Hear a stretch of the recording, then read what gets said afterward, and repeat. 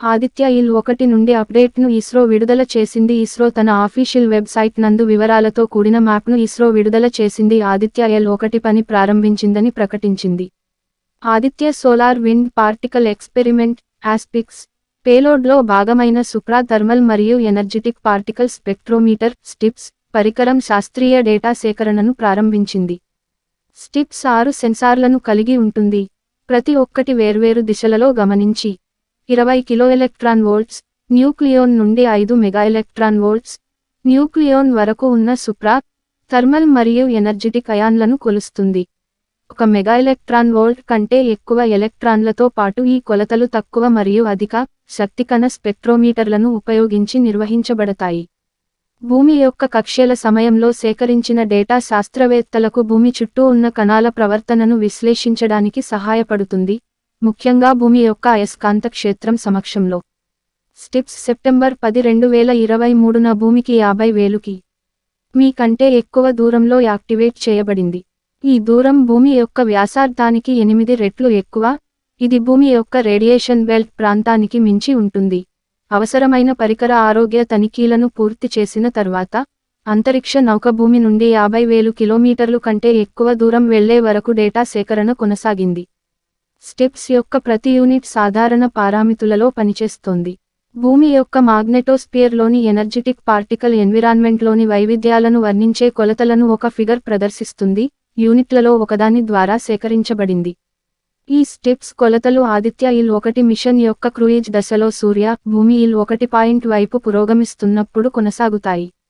అంతరిక్ష నౌకను దాని ఉద్దేశించిన కక్ష్యలో ఉంచిన తర్వాత అవి కొనసాగుతాయి. 1 చుట్టూ సేకరించిన డేటా సౌర గాలి మరియు అంతరిక్ష వాతావరణ దృగ్విషయాల యొక్క మూలం, త్వరణం మరియు అనిసోట్రోపీపై అంతర్దృష్టులను అందిస్తుంది.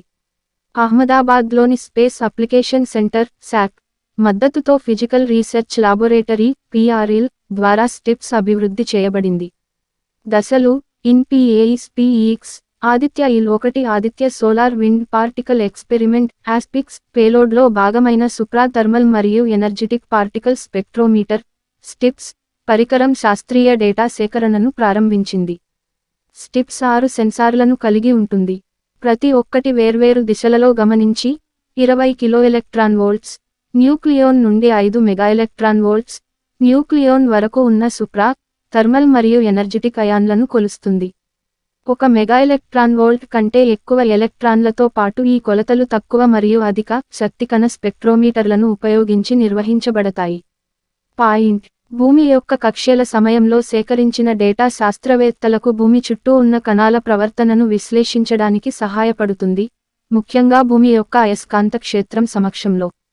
స్టిప్స్ సెప్టెంబర్ 10, 2023న భూమికి 50,000 మీ కంటే ఎక్కువ దూరంలో యాక్టివేట్ చేయబడింది. ఈ దూరం భూమి యొక్క వ్యాసార్థానికి 8 రెట్లు ఎక్కువ. ఇది భూమి యొక్క రేడియేషన్ బెల్ట్ ప్రాంతానికి మించి ఉంటుంది. అవసరమైన పరికర ఆరోగ్య తనిఖీలను పూర్తి చేసిన తర్వాత, అంతరిక్ష నౌక భూమి నుండి 50,000 కిలోమీటర్లు కంటే ఎక్కువ దూరం వెళ్లే వరకు డేటా సేకరణ కొనసాగింది. స్టిప్స్ యొక్క ప్రతి యూనిట్ సాధారణ పరిమితులలో పనిచేస్తోంది. భూమి యొక్క మాగ్నెటోస్పియర్లోని ఎనర్జిటిక్ పార్టికల్ ఎన్విరాన్మెంట్లోని వైవిధ్యాలను వర్ణించే కొలతలను ఒక ఫిగర్ ప్రదర్శిస్తుంది, యూనిట్లలో ఒకదాని ద్వారా సేకరించబడింది. ఈ స్టిప్స్ కొలతలు ఆదిత్య-1 మిషన్ యొక్క క్రూయిజ్ దశలో సూర్యుడు భూమి 1 పాయింట్ వైపు పురోగమిస్తున్నప్పుడు కొనసాగుతాయి.